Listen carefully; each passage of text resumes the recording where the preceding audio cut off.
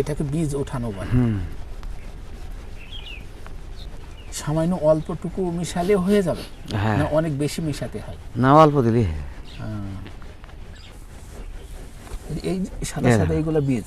হ্যাঁ, এইগুলা বীজ। আচ্ছা আচ্ছা।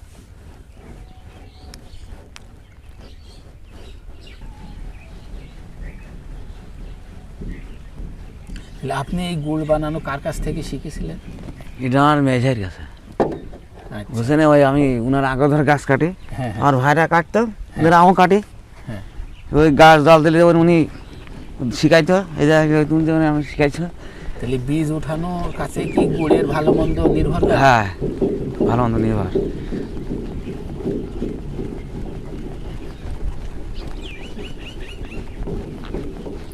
গাছে ভুঁই ধরে আমাদের আগাগোড়ায় গাছ থেকে ছোট হচ্ছে দেখেছি।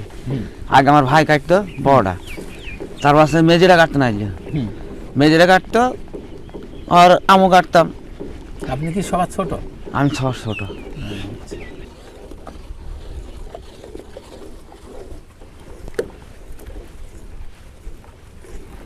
হয়ে গেল খাঁটি খেজুরের গুড়।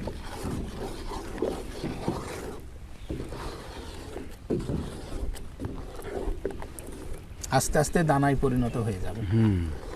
ঠান্ডা হওয়ার সাথে সাথে কি জমতে শুরু করবে? হ্যাঁ,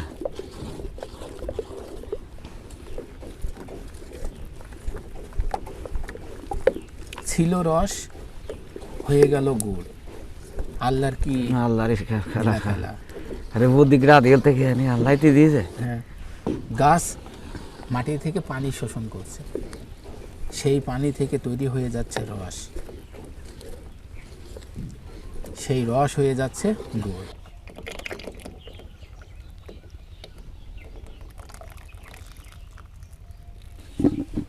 এগুলো জমতে শুরু করে দিয়েছে, এগুলো জমতে শুরু করে দিয়েছে।